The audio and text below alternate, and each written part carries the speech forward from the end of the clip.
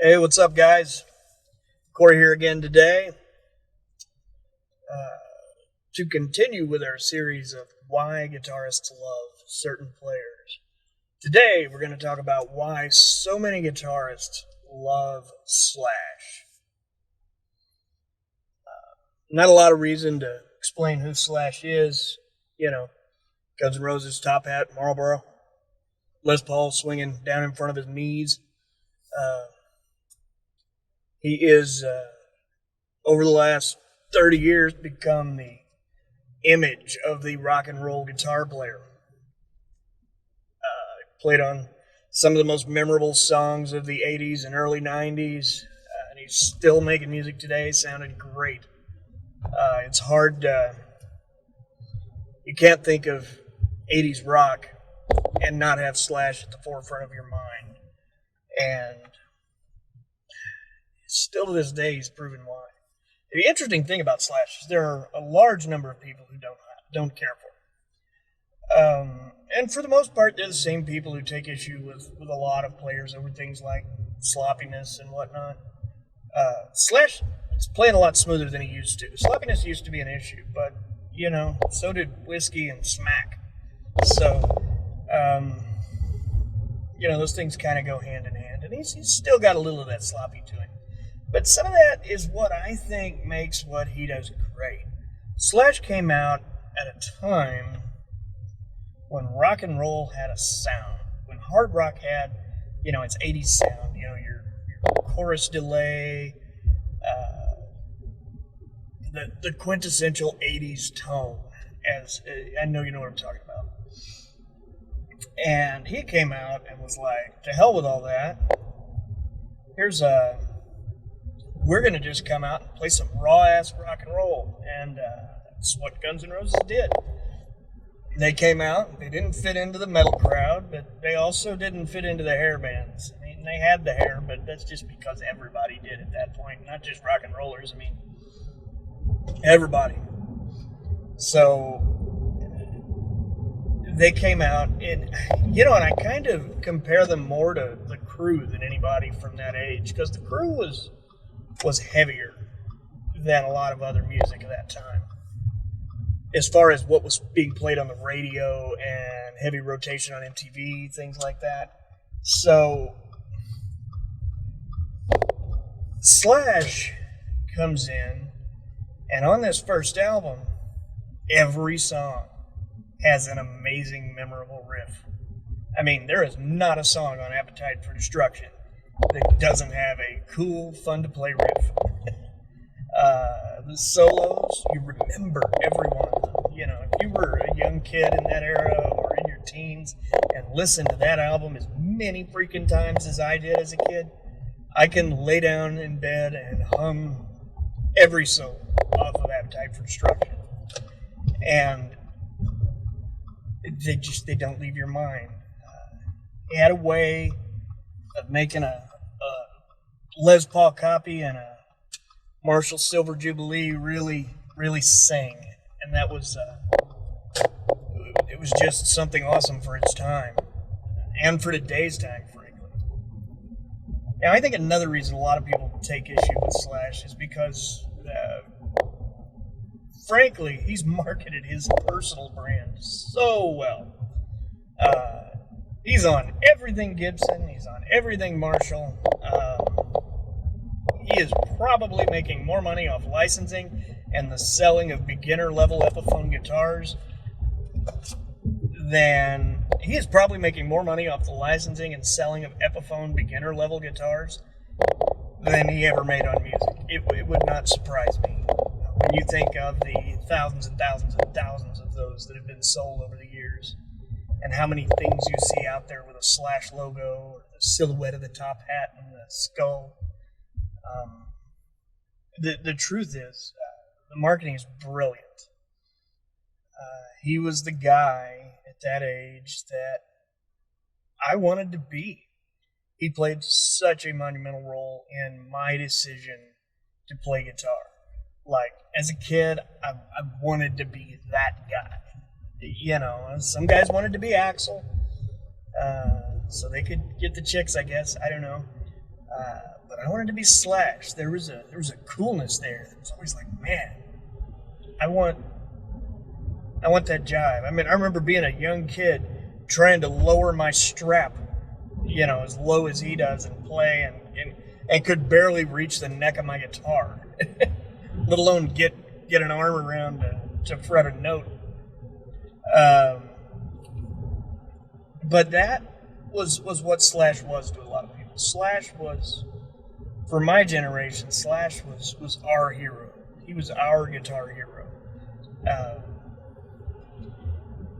It's not all about big flowery solos. It's not about all the fancy stuff on stage. It was about coming out, making riffs that punch you in the face, and just doing the thing, man. Just being a rock and roller. And few people before or after have held that image quite the way that Slash did for so many years. Interesting thing, too. He's still really doing it, and not just with Guns N' Roses. I don't know if you've had a chance or have yet checked out Slash featuring Miles Kennedy and his Conspirators, but that's a band that is just a great band, regardless of whether it was Slash. I was blessed with the opportunity, it's been 2 years, maybe 3 now, to see them at a semi-private gig at the Whiskey A Go-Go out in Hollywood. And to watch Slash in the Whiskey was a dream of mine. Because, when that was all going on, I was young. I was a kid. So to be able to do that now was something that to me was really freaking cool.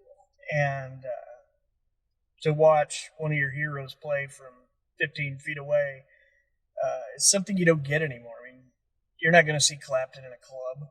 You're not going to see Jeff Beck in a club that small. Well, you never know. Some of these guys will do an off night, but it's rare. So when the opportunity came for the Slash gig, I happened to be out in LA for work anyways at that time, and I wasn't going to pass it up. And it was pretty great. I've probably shown you some pictures of the show here. But he has a stage presence that is hard to...